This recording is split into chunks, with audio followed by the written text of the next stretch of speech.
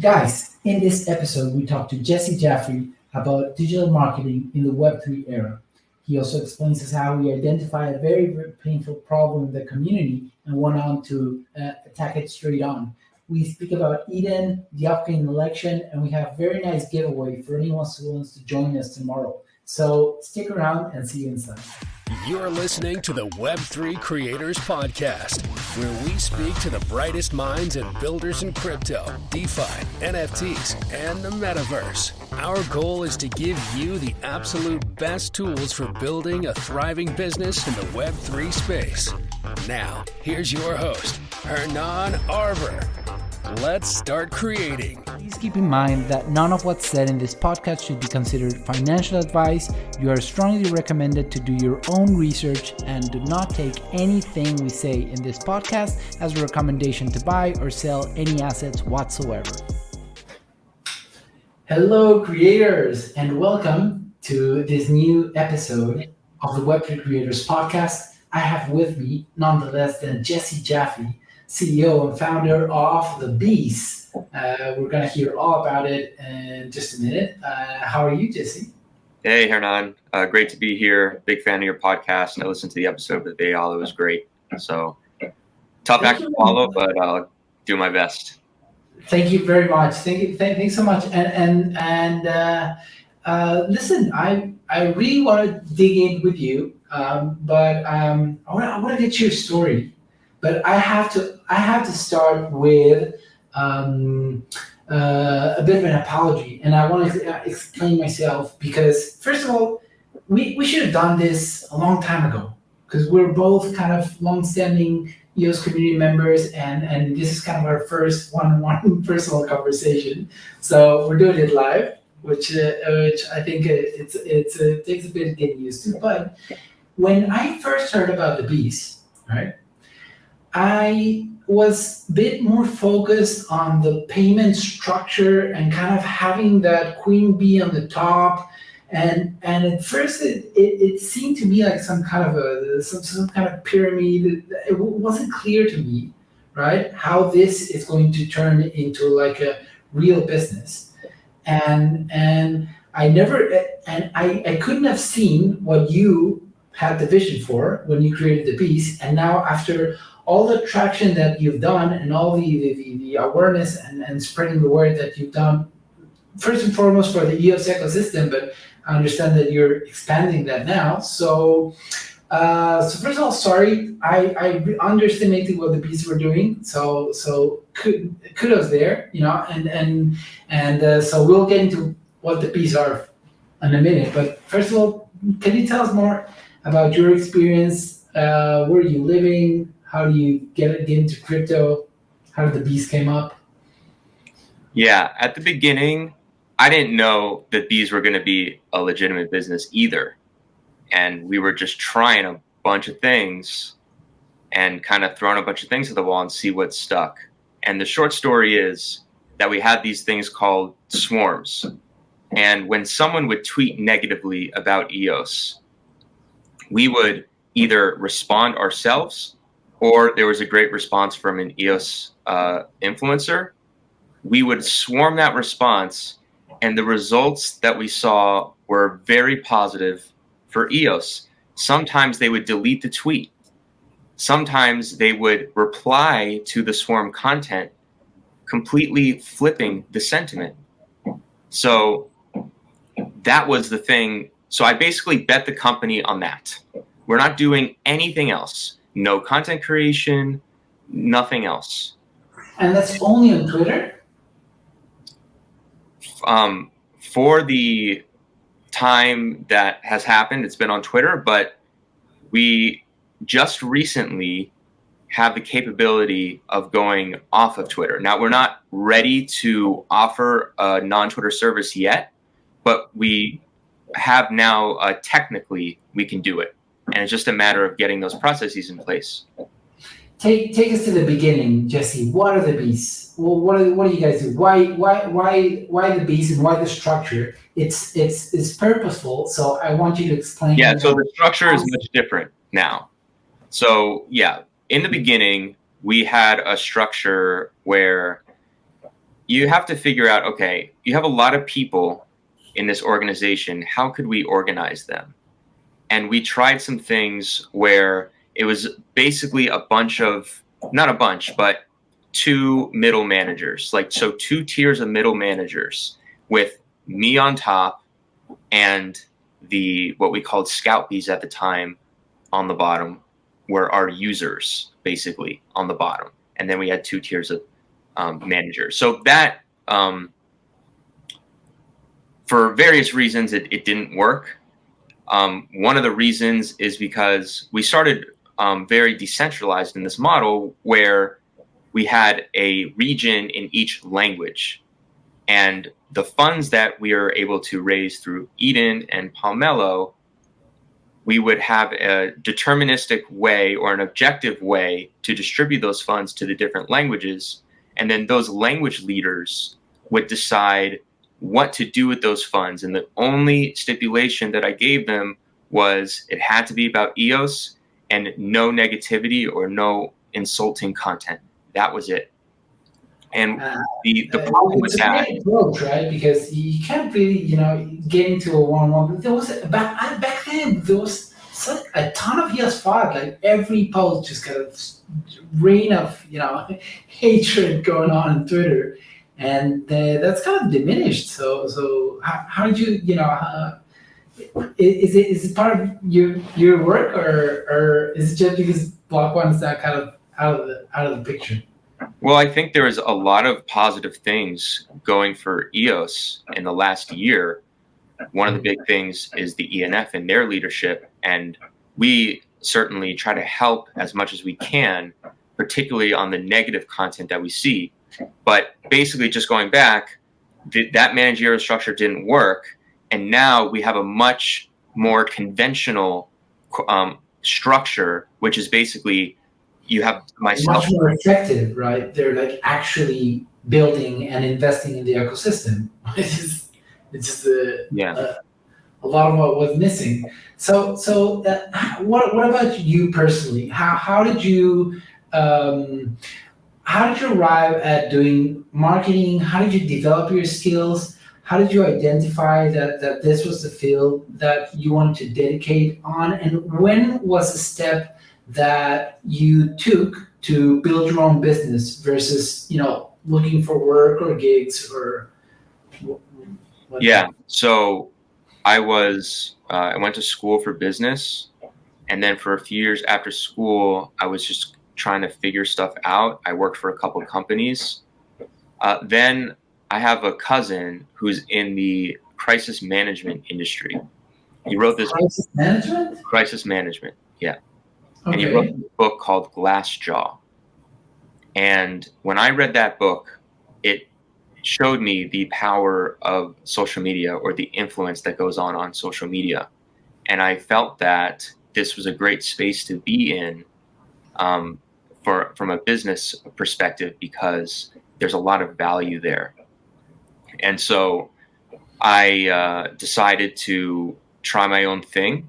I was a solo digital marketer entrepreneur from 2016 to 2020. I realized that, in my opinion, it's impossible to have a successful business by yourself. You need people at the business. And if I cannot attract a partner or people to help me build, I should not try to be in starting a business. So I quit, I gave up. Then I had another job.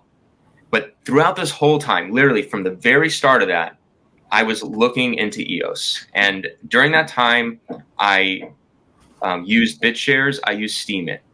And then when I'm going to do EOS, it's a general purpose. You can build apps. I've been watching it the whole time. And it was just, as we all know, it's been very frustrating. And I kept seeing all this negativity.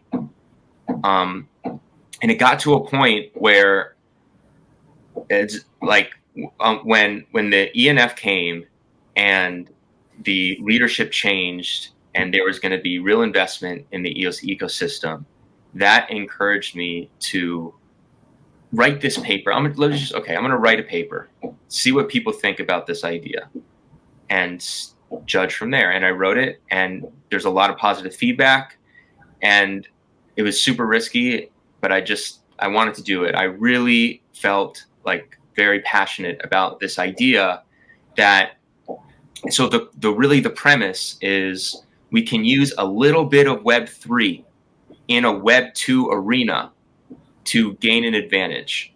And one of the most basic parts about Web3 are transfers to anyone around the world at a very low cost. And so just using that, we can build up a team to leverage some of the things in the social media algorithms. And that's what we've done. And we have seen great results that have validated my premise. So now I'm even more, I'm very confident now that the strategy is correct. And it's just a matter of having the right business development skills and fundraising skills at this point. Sure. And when we think of social media marketing, it's always kind of the idea behind it always goes against, okay, let's find these influencers with a ton of followers and give them a bunch of money to do a post, right? And that's kind of the concept behind it. But I think what you have come up with, and it's starting to shine, and it's possible things, to EOS being not only super fast, but also basically free transactions, that you could put a price tag on a tweet response from a guy that maybe doesn't have a big following, but is a real human and it takes the time to do a real response. And we can actually price that in a few dollars worth of EOS and build this kind of this swarms. I think it's a genius idea. Do you think that this is how marketing in the Web3 space is going to shape up to be? Is there an element of something or of a new way to doing marketing now? 100%. That I'm just going back to Eyal. He was on your podcast. Bancor is all about the long tail of tokens, right? So this is the long tail of influencers. Right. I like it. I like the concept. So, okay, tell us now, what do you envision as to be now the future for the bees? And now that you're kind of expanding the business, and now that you found your product market fit, because once I leveraged the bees to do translation for my Pomelo page. Is that still going on? Are you still offering those kind of services, or are you now fully focused on the swarms? For you here and on, we'll offer the services, but we're not going outside of our current contacts to offer those services. Okay. Only swarms for outside of our current contacts. All right. Because it's something that you've seen that works, it's something that and I think that's something that a lot of entrepreneurs, including myself at previous times, they're missing so much, which is actually validating your idea. You're trying this, you're trying that, you're doing posts, you're doing some content, you're doing translations, you're doing tweets from contests, especially in today's social media, things that you can do to kind of bring awareness and spread the word, that's so vast that you can easily get lost, and instead of, you going all over and offering from long form medium posts to quick TikToks with anything, you found kind of, okay, this swarms kind of have an effect of swaying public opinion on certain topics, and that's a powerful thing. So, maybe I'll focus on that. That'll be kind of my bread and butter, as you would say, right? And we'll grow from there. Is that kind of the approach? Yeah, and I would add that all of the things you mentioned can sway public opinion, but the difference with swarms is that it's very hard to execute, and therefore there's not a lot of competition. Okay. and I like that because that speaks to the blue ocean versus the kind of the red ocean, right? So for our viewers listening to the podcast, if you're not aware of that narrative, well, a red ocean means like you're trying to swim on a pool of already big sharks and whales that are already very much in competition. So if you would try to do a regular social media marketing agency nowadays, you're probably getting into a pool or a sea that's getting redder as we speak, because the barrier for entry is quite low. Like we have a lot of kids and a lot of teenagers doing social media marketing, influencer, and that's kind of not only become a meme, but it's hard to break through that market, right? And when you're swimming in the blue ocean, means that you have either something different to offer or a way of doing things that are different that make you like kind of swim, have an ocean for your own, or be a category of one, which is what we strive for when we look at Apple or Amazon or those kind of businesses, which are really not. They don't have a real competitor, although there are a lot of kind of competitors on the same branch, right? Well, they didn't have competitors when they first started. They were the first mover, or one of the first movers. I'm not sure. Like, well, in the case of Apple, yes, but when they were doing like computers, right? They have a ton of competition, and when they were doing when they put at the iPhone, right? They have a ton of competition, but they have become this one of one category because of their ecosystem, right? Because they built such an app ecosystem that once you get into iOS, it's really hard to move away from that, and you end up like only focusing on their product. And I think that's something super special. So, how do you envision the new era of marketing in Web3 and the mixing of the power that decentralization offers us in terms of how are you building, how are you leveraging, smart contracts, decentralization, cryptocurrency, NFTs into building this new marketing services? Yeah, so I would say that the bees are just the tip of the iceberg of what social media can become in Web3. And you've seen much grander visions from Dan at Voice or Dan at Fractally. He has a different vision for social media and how you can do that on the blockchain with cryptocurrencies and smart contracts. And I'm so excited to see what he comes up with. I love Steemit. I love Voice. I thought it was amazing. It was the best DApp I've ever had, or I've ever. I've spent 2 years of my life trying to build the best app possible for end users to post there, and I'm pretty this is a bit personal, right? Because if it were me, I would have done the pivot a bit different, and I would have added the NFT marketplace as a feature versus taking the whole social media long post form out of the picture. But that's me, and I think the future is still bright. There are people trying new things like with Violet Garden, and I'm sure that Fractally is gonna come up with a very brilliant stuff. I don't see Dan quitting on the social network, decentralized social network concept anytime soon. Which brings us to another of Dan's ideas, which has been for me a really groundbreaking idea in terms of how we organize society, and that's Eden, right? So for those of you who are hearing the word Eden and Eden on EOS for the first time, Eden is a system of fractal governance, which is basically a way of electing representatives for the network or for a community. But it's very different from methods we know right now, because how it works is we organize all the community and all the participants into different groups, small groups of 4 to 6 people. When inside those groups, you have to reach consensus within half an hour or an hour and decide who of these are going to move, who's the representative that's going to move to the next round.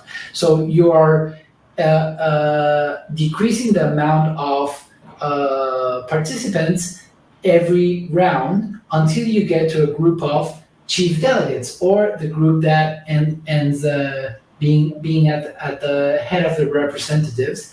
And this has been a true groundbreaking idea because first and foremost, as I explained in the post I did today, so if we're going to link it below, so go check out that post. The power of randomization, right? That you don't know who you're going to be paired up with, and Eden allows for it makes characterization and building this kind of parties, right? It becomes very hard because you don't know who you're going to be in the room with. And the other thing that is really struck me on how the Eden election works is that the power of the individual voice is super palpable. Like, and lots of times, even most of the later rounds, most of them are defined by one delegate, right? By one candidate that is willing to forfeit their candidacy in favor of another candidate that sometimes sways the whole consensus towards that candidate that they are swaying to. So that, I think, sometimes it seems to be extreme of seeing how much power one individual has within a small group of determining the consensus of the group, right? But it's undeniable. And the other thing that I like about Eden is that when in one hand it sounds like pretty random, and you're not actually, it would be, it would seem like a lot of randomization would lead up to a lot of delegates or chief delegates that just come out of nowhere. But all throughout the current elections, we've seen true members of the community that are super smart, dedicated, and that have a lot of, that have done a lot of contribution for the community. So you've been elected chief delegate for the previous election, or was it I think number 2, right? The one before, number 1, the first one. So tell us about that experience, your experience in the election, and what it means being a chief delegate on Eden. Yeah, first I want to comment on the first point that you made. It's been one of the most interesting things to me as well. This human dynamic that I would never have predicted, that when you get to a round, everyone wants to move on, but the one person who doesn't want to move on has all the power in that round. It's really interesting. But I first got into Eden when I started the Bees. The first Eden election was shortly after that, and I used that as a proxy to see whether the community was interested in the idea. And so I went through the election and I made it to chief delegate, and it was an amazing experience, mostly because of the camaraderie with my other chief delegates and the friendship there. That was what the most value I got out of that. We really struggled to make decisions as a group, and we were the first ones. We were the guinea pigs, and so we did what we could, and we did come up with some, I think, good bylaw changes. So one of the main things as a chief delegate is that you have to evaluate the current bylaws and propose any new ones that you think would be relevant for the betterment of the future of Eden. Mm-hmm. And so one of the things that we did, for example, was that we did a few things, but the admission fee to become a member was 10 EOS, and we knocked that down to 3 EOS because there's a lot of global. So one of the things I disagree, and I was a big proponent of that, because Dan, he priced this 10 EOS in United States GDP per capita terms. And the reality is that we have a lot of Eden members that do not live in the United States. And so that was one of the changes that I was most proud of.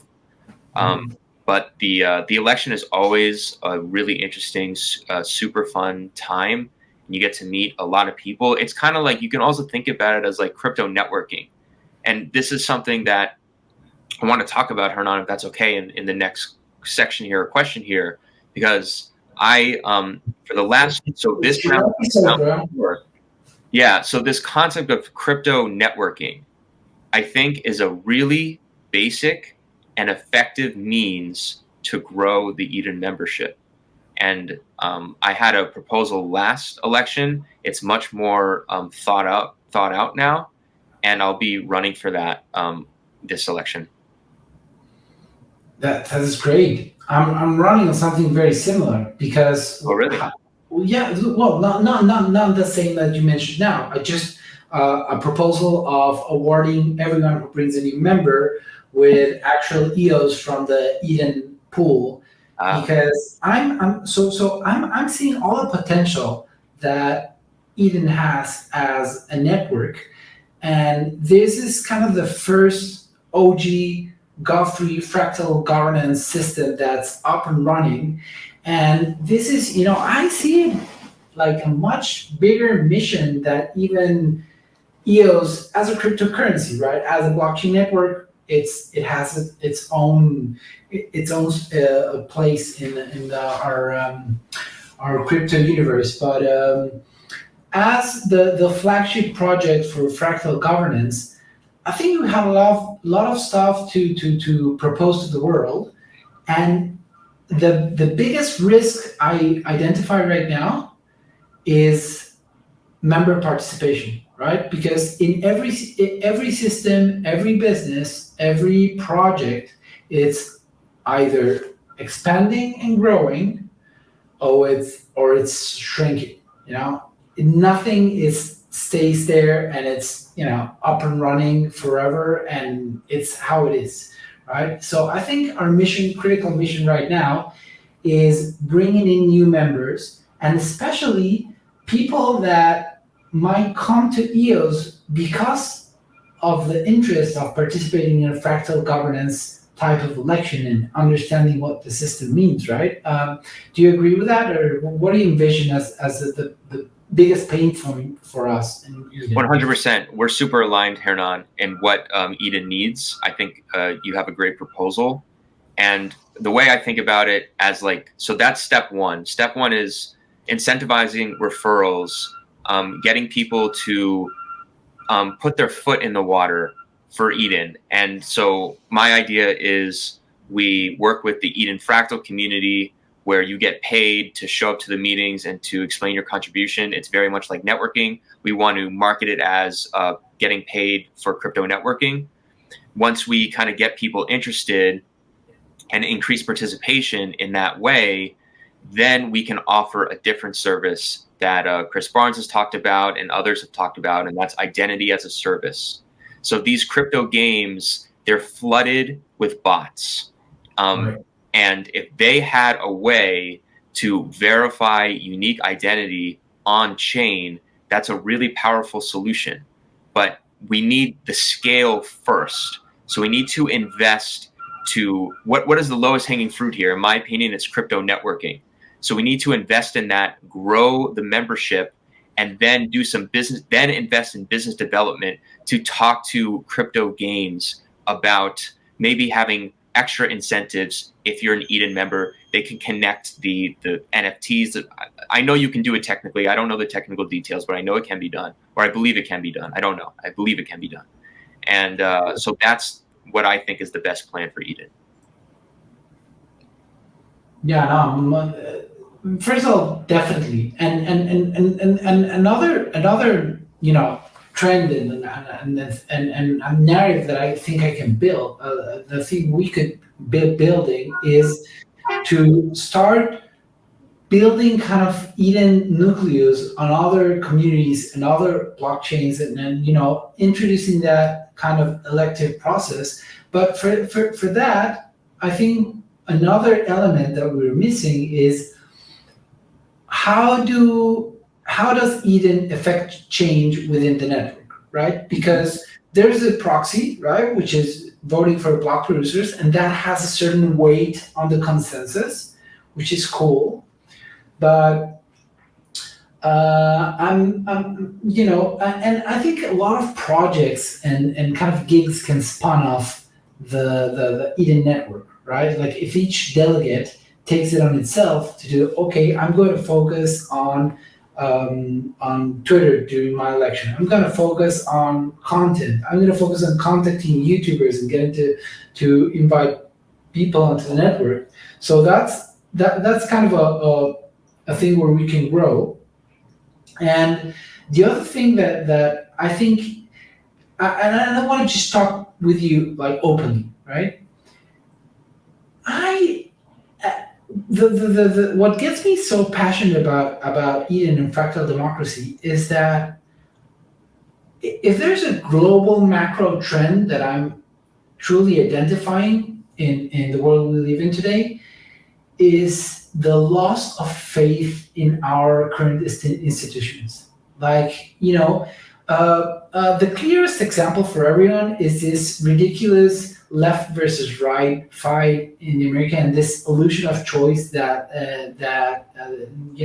Americans are being sold with this Republican versus Democrat debacle, and they get so intense with it that they cannot see other options or any way out of that. But that's on the macro piece, something that everyone will understand. On my side, here in Israel, the latest changes between prime ministers and the whole, there's also a lot.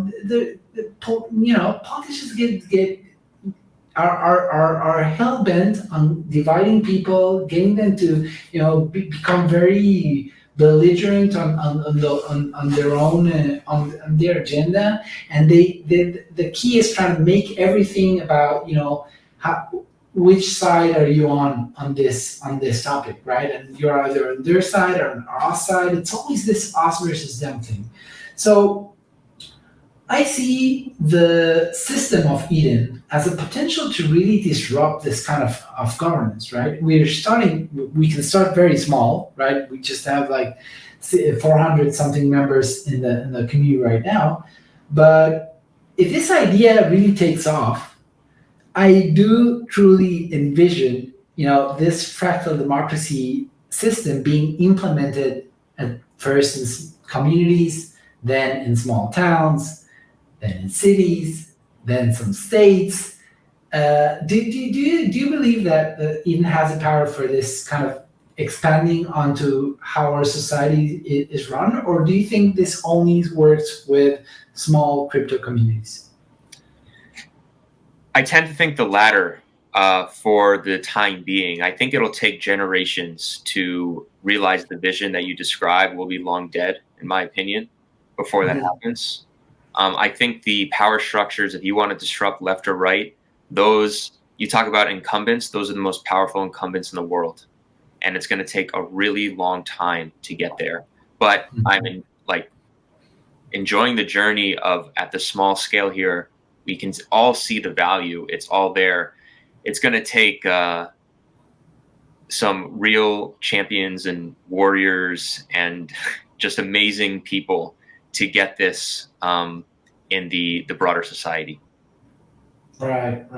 Because in one hand, I agree with you, because the current incumbents are never gonna let loose the grip, right? It's not like they're gonna willingly go say, okay, we've had enough of this power, the whole power thing. you go have it, right? That's not gonna happen. But I do also see how technology today is building systems that allows us to opt out, right? That's how Bitcoin started. It's not built to go hack and attack the banks. It's built to allow people to opt out of the current financial system into a different monetary network that can operate independently, right? So I do see the potential of Eden not as being an alternative to replace the use governance for the time being, but I do see it as an alternative to people to opt out of this kind of typical, democratic ballots type elections, and independent communities going, okay, this is how we are going to organize ourselves, and whoever wants to participate, we're welcome in. Whoever doesn't want to participate, you're welcome to, dissent and leave, which is one of the basic rights that Dan Larimer speaks in his book. So I do agree with you that we still have a lot of work to do, because Eden, we're still in the experiment phase. Would you agree? Yes. Mm-hmm. Yeah. But I do agree that you can do this for unique ways to distribute value or assets that are outside of the current system. So I think it's great, and I look forward to seeing this grow organically. Like you said, it's not disrupting anything, but you can opt out of doing something new. If you have something new, you could do it this new way instead of the old way. And then over time, if enough people opt out, it kind of is disrupting. That's a very long-term strategy, in my opinion. Yeah, no, for sure. We're definitely talking long-term here. We're all long-term builders and believers, and that kind of brings me back to what the main topic of this podcast is, which is building on Web3 and giving tools for our listeners and our creators. So I want to pick your brain, Jesse, and ask you for some tips and tricks that you have learned on your personal journey from building the beast that you would give our viewers and our listeners to help them build better, maybe avoid some of the pitfalls, or some tools that you've identified that have helped you on your way. Yeah, so the main thing is identifying a problem. If you can't identify a really bad problem and no one else is solving it, then starting a business is going to be extremely difficult. And by the way, even if you do, it's going to be extremely difficult. But if you have that, if you start with a problem and then, okay, so what's the solution going to be? The solution should be one thing. It should be simple. If it's too complex, it's likely too hard to build and may not work. So if you can identify a really bad problem and a simple solution, then in my opinion, you have something there and should invest into building that solution. Yeah. No, that's beautiful. And in the case of the bees, the problem was out there in plain sight. Yes. I mean, we couldn't see an EOS-related tweet without seeing a storm of automatic replies saying EOS, shitcoin, a lot of Chinese text spewing our shit. It was ridiculous. Yeah, and it was really annoying for all the community. So on one hand, it was a problem that was staring all of us at plain sight, and everyone was going like, who's setting up these bots? Who's setting up this account? Someone has to be paying for this whole system of automatic shitting on EOS system to work, right? But no one had an idea on how to fix it, because we would say, okay, so we need to, the immediate thought was we need to kind of see either, expose who is funding this, or go to, try to make Twitter to only verify real accounts, when not even Elon Musk can do. So so that was evidently not the way to solve it. But I think he found a very interesting approach with the beast. So identifying a real project, a real problem, and then also, having the cojones and the balls to say, I'm gonna try and solve this, right? And at first, the solution might seem a bit trivial, because how are you going to counterattack automatic bots response with real humans, responding gently on Twitter, but somehow you made it work, right? Yeah. I was inspired by, like I said, my cousin's book. And then Dan was talking for a little bit about nonviolent communication. I looked into that. I was inspired by that. And I something clicked when I watched those videos. We're going to win if we can respond in a positive way. As long as we don't insult, we will win. And that's the very first thing on the very first white paper, the B code, no insults. One rule, no insults. And we're getting there, and we're turning around the sentiment. Yeah, and then the bigger picture there is always taking the higher ground. Right? Yeah. Has that policy helped you as a leader in the Beast? Has that taught you on increased kind of your leadership skills within the Beast? Yes.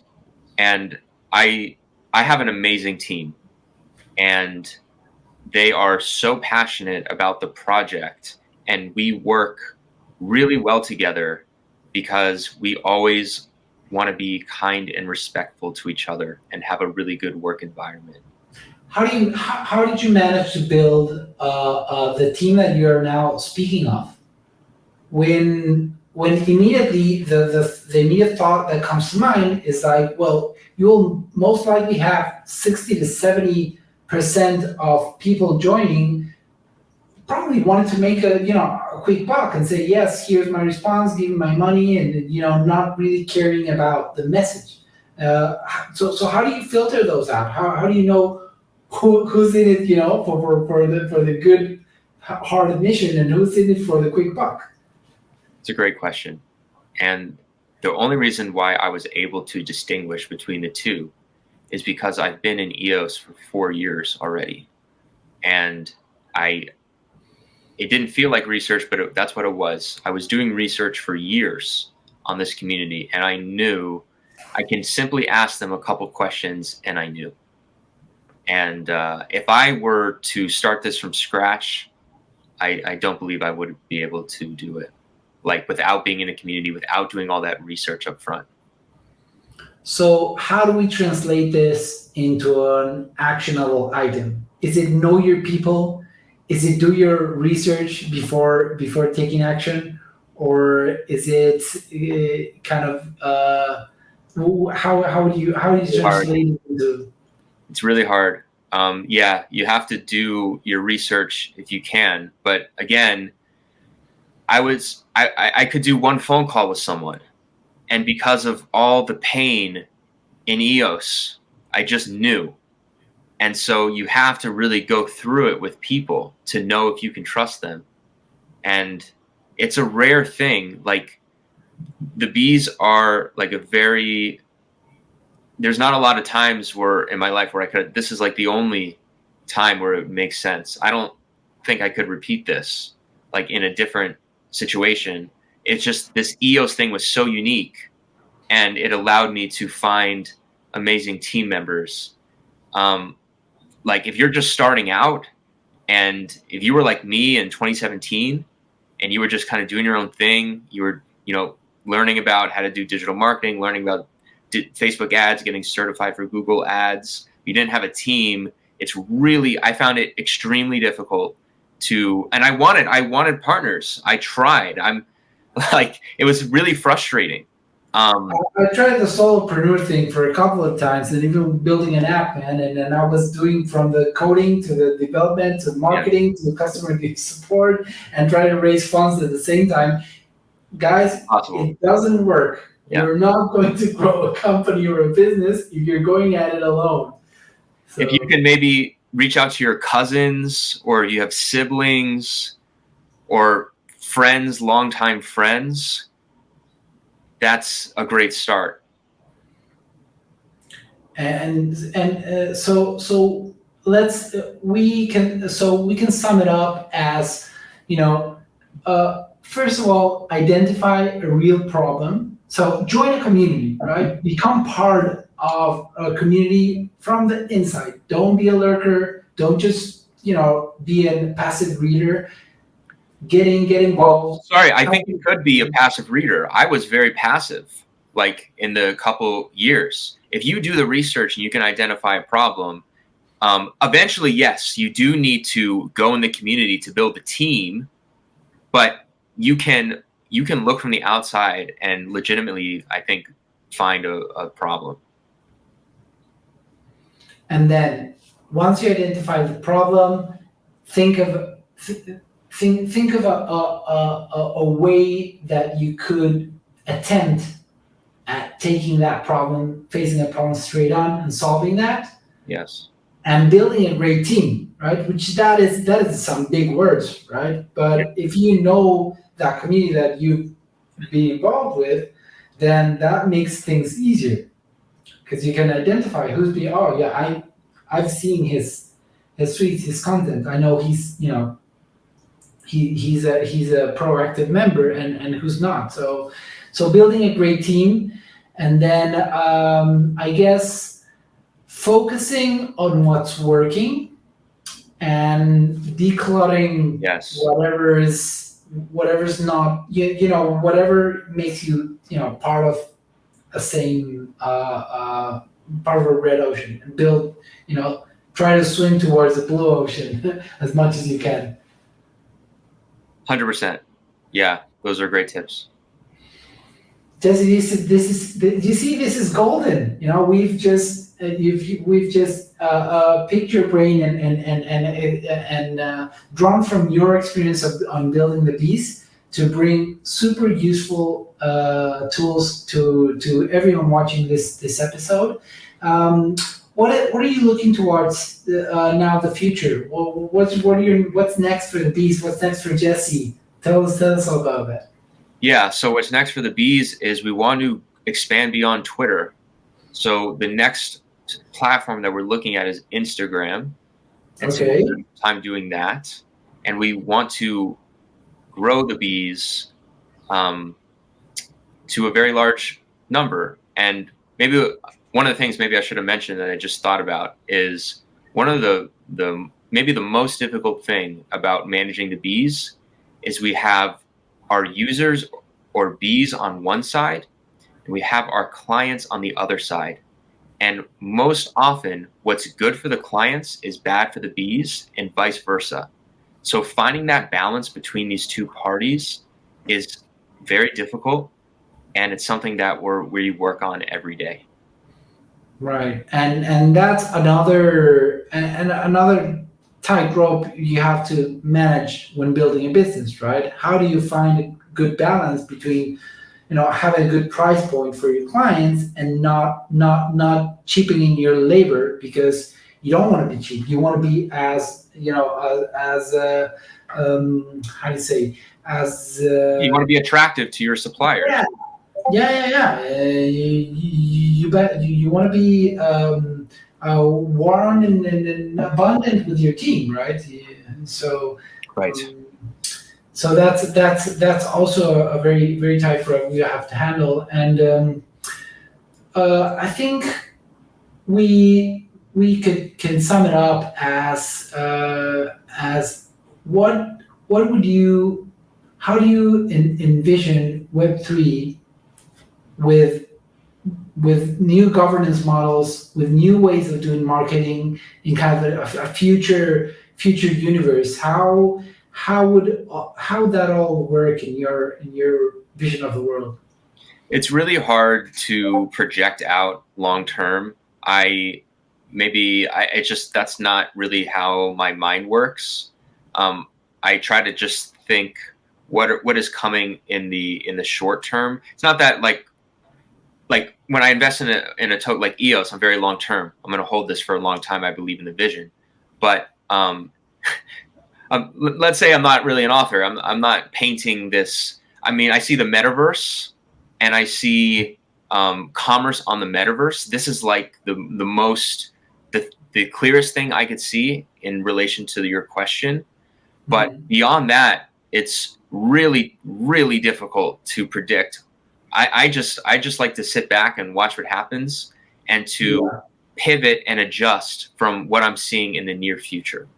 For sure, for sure. Be very careful of picking winners, guys. We're all survivors of going all in on EOS because there was nothing like that at the time, right?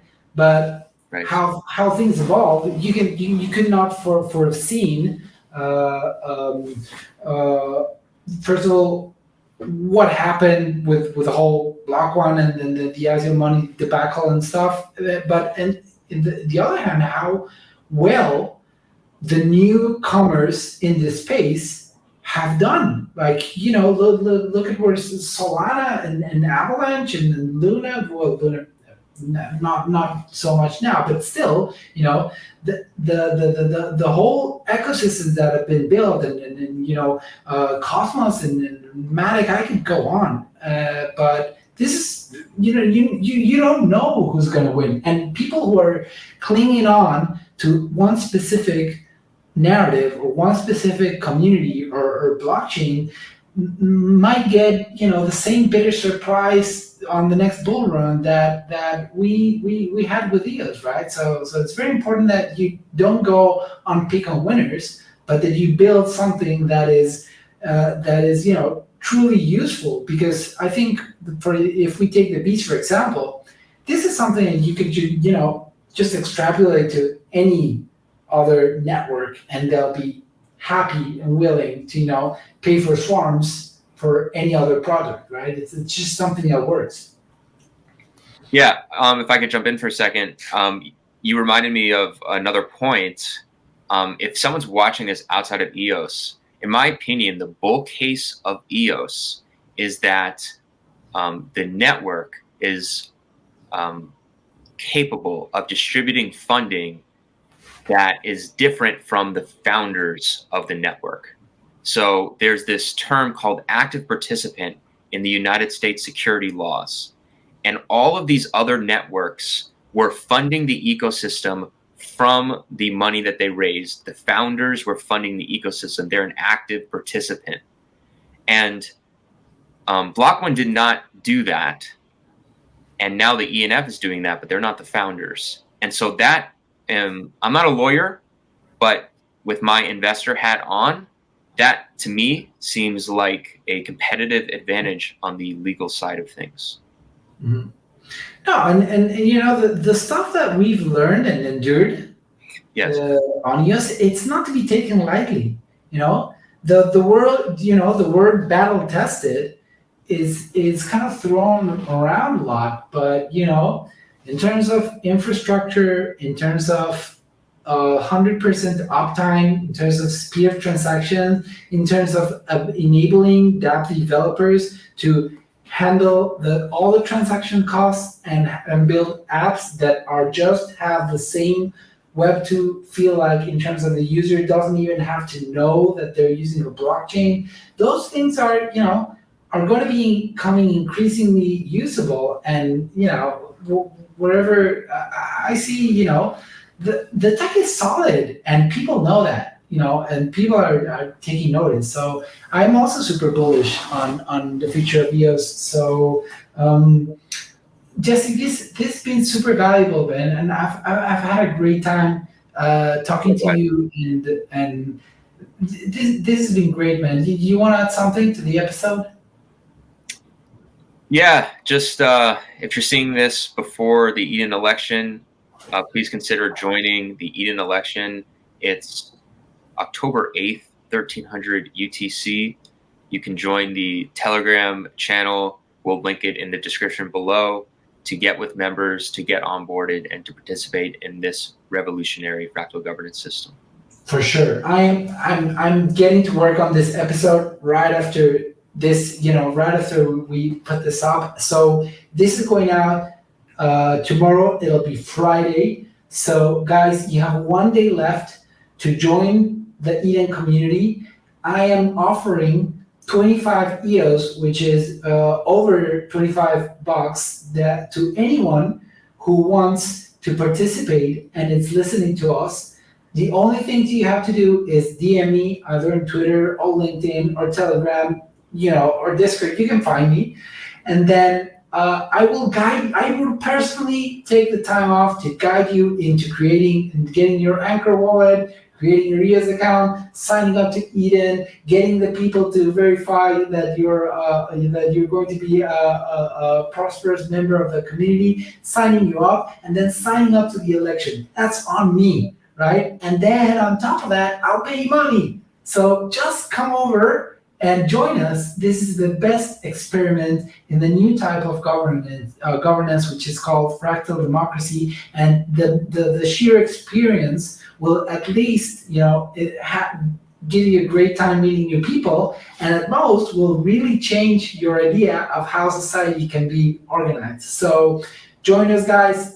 Come to Eden. The election is tomorrow, like it's the day after, but for our viewers, it's gonna be tomorrow. So do this now. Just look for me on Twitter, or anyone on the EOS or Eden community will help you join. But I'm gonna pay you money on top of that. So come with us, sign up for the election, and I hope to see you there. And even if not, guys, always keep on creating, and I will see you guys on the next episode. Bye, Jesse. Thank you, man. Thank you for listening to this episode of the Web3 Creators Podcast. Make sure you follow us on YouTube, Apple, Spotify, and all of your favorite platforms. And if you're serious about building your own Web3 business, head over to web3creatordojo.com and check out our courses. That's web3creatordojo.com. See you soon, creators.